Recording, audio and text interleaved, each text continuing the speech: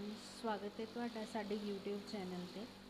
तो जिदा कि असी लास्ट वीडियो दे विच पढ़िया सीगा नैचुरल रिसोर्सिस दा टॉपिक। तो इस वीडियो दे विच असी उहदे नाल रिलेटेड MCQ करांगे, क्योंकि MCQs नूं प्रैक्टिस करना बहुत इंपॉर्टेंट आ अगर तुसी कॉम्पीटेटिव एग्जाम की तैयारी कर रहे हो। तो स्टार्ट करते हैं आपां अज दी MCQ सीरीज़ जिहड़ी कि natural resources and natural phenomenons दे उत्ते आ। तो साडा पहला क्वेश्चन है, the main two types of natural resources are renewable non renewable, exhaustible non exhaustible, renewable exhaustible, non renewable and non exhaustible. तो इसका आंसर है ऑप्शन बी, जिहड़ा असीं पढ़िया भी सीगा, exhaustible and non exhaustible. Next question है जी, the example of renewable resources. तो ये आप एग्जाम्पल्स मैं तुहानूं लास्ट वीडियो बोलिया सी कि याद रखनिया। रीन्यूएबल सोर्स की एग्जाम्पल की है water, petroleum, coal, methane gas. तो ये एग्जाम्पल है जी वाटर। नैक्सट क्वेश्चन है question number 3, the example of non renewable sources. Non renewable source की है petroleum, water, soil, sunlight. Petroleum क्योंकि अपन बोलते हैं कि पेट्रोल घट यूज़ करना चाहिए क्योंकि ये नॉन रीन्यूएबल है, एक बार खत्म हो गया तो इन्हों दोबारा तो ऑबटेन नहीं किया जा सकता। नैक्सट क्वेश्चन है जी, the energy obtain from sun तो आने वाली एनर्जी में असी की बोलते हैं, solar energy. Next question number 5, the energy obtain from rising waves in ocean is. Rising waves तो जी एनर्जी प्रोड्यूस होंगी आप की बोलते हैं, टाइडल एनर्जी बोलते हैं। The maximum component of air is. Air के सब तो ज़्यादा अमाउंट के गैस प्रेजेंट है, ऑक्सीजन है, कार्बन डाइऑक्साइड, नाइट्रोजन, ओजोन। तो सब तो ज़्यादा अमाउंट नाइट्रोजन प्रेजेंट है। द मिनीमम और लीस्ट कंपोनेंट, सब तो घट कंपोनेंट के गैस है जी प्रेजेंट आ, दैट इज़ अमोनीआ। तो नैक्सट क्वेश्चन है जी साडा, what is rain water harvesting. Rain water harvesting आपां किहनूं बोलते हैं, collection and storage of water, rain water and use for harvesting, cleaning of rain water तो हो नहीं सकता, misuse of rain water. ये भी इसका आंसर नहीं है, तो आंसर आएगा ऑप्शन ए।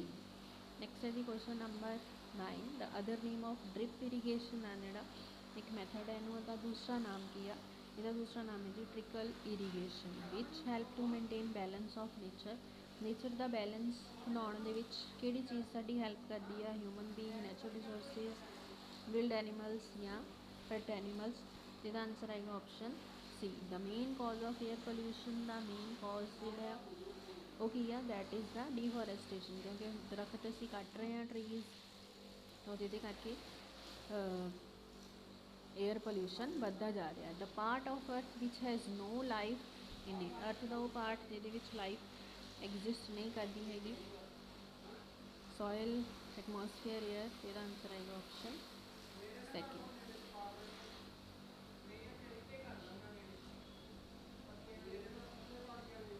तो नैक्सट क्वेश्चन की गल चलते हैं आप। Question number 13, the process of conversion of water into water vapour. जो तुम वाटर में वाटर वेपर के कन्वर्ट करते हो, ऑबवियस आ कि लिक्विड टू गैशियस जो असी जाना है तो वो स्टेट में आप कहते हैं वैपोरेशन बोलते हैं।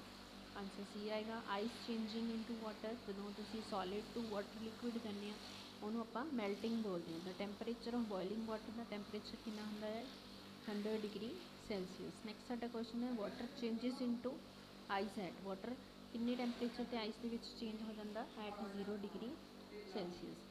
Dash uses natural resources in myriad ways. किहड़ा है जो नैचुरल रिसोर्सिज वेज के यूज़ करता है, that is man. The distribution of natural resources is distributed all over the world. जिन्हें भी नैचुरल रिसोर्सिज आ वर्ल्ड के किदा डिस्ट्रीब्यूटड आ, इनइक्वली, क्योंकि कितने ज़्यादा नैचुरल रिसोर्सिज आ, कितने घट है। Which is the natural resource as it is useful in agriculture and making earthen pots. बनाने यूज़ होंदा है जी land. Which is a natural resource, इन्होंने सारे नैचुरल रिसोर्स किहड़ा हैगा, लैंड, एयर, वाटर, सारी नैचुरल रिसोर्सिज आ।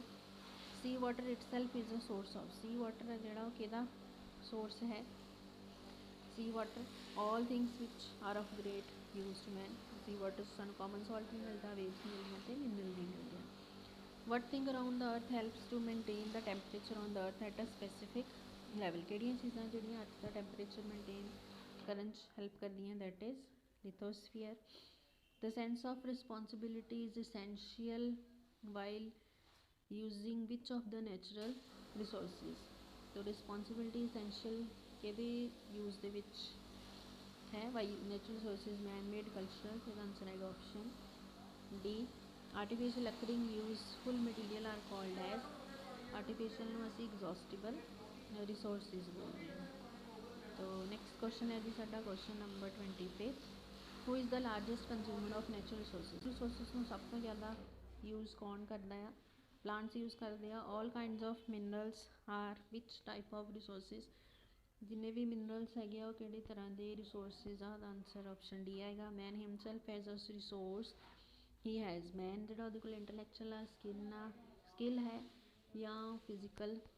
तो मैन ਦੇ ਕੋਲ स्किल है यूज़ करने ਦੇ natural resources. State one of the energy resource. ਇਹਨਾਂ ਦੇ ਵਿੱਚੋਂ ਇੱਕ एनर्जी रिसोर्स ਜਿਹੜਾ है वो है अपना सन।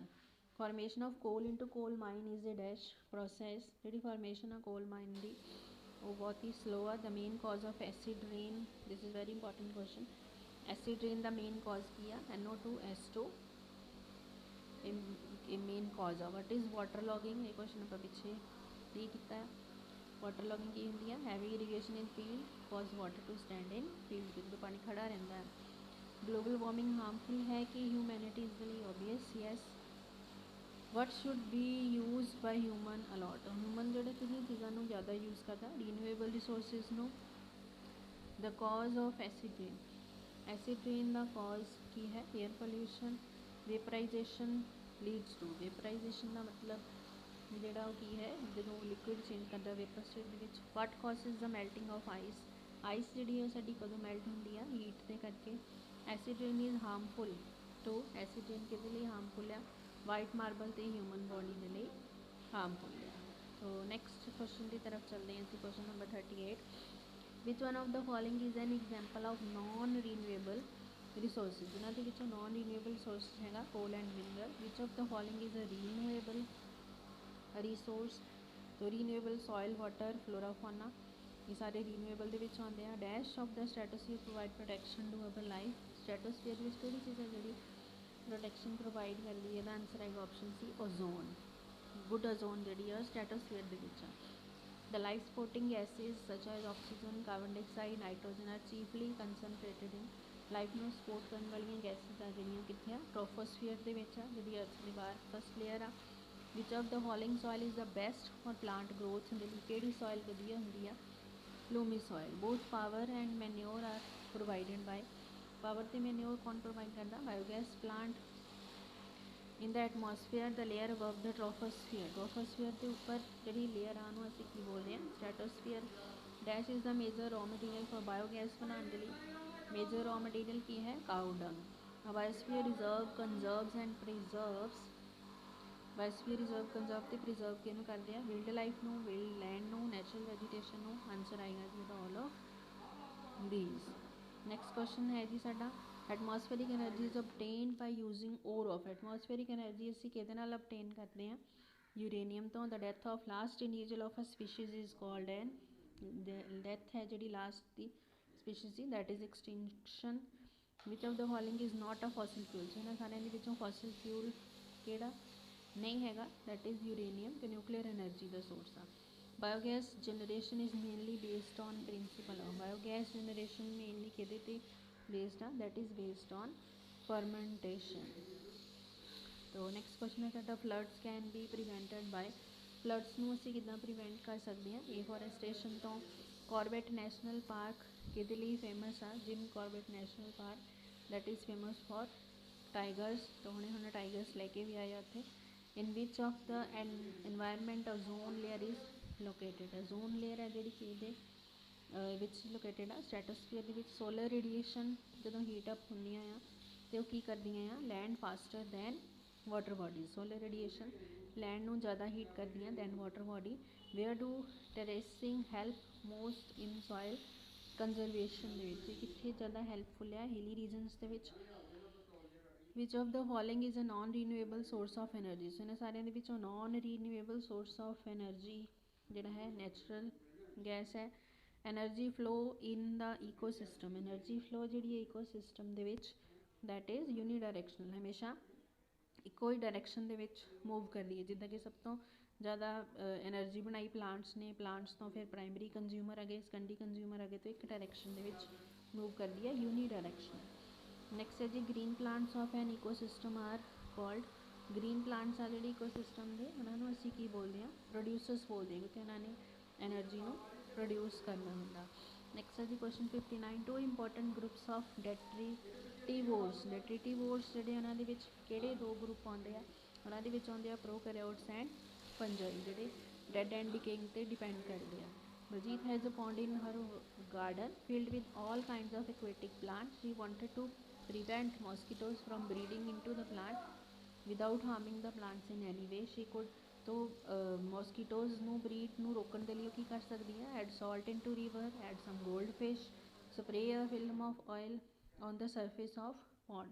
ਜਿਹਦਾ ਡੀ ਐਡ ਸਮ ਗੋਲਡ ਫਿਸ਼, ਕਿਉਂਕਿ ਜਿੱਥੇ ਗੋਲਡ ਫਿਸ਼ਿਜ਼ ਜਿੱਥੇ ਹੁੰਦੀਆਂ ਉੱਥੇ ਮੋਸਕੀਟੋ ਦੀ ਬਰੀਡਿੰਗ ਨਹੀਂ ਹੁੰਦੀ। ਪੀਐਸ ਟੈਟ ਦੇ ਵਿੱਚ ਪੁੱਛਿਆ ਹੋਇਆ ਕੁਐਸਚਨ ਹੈ।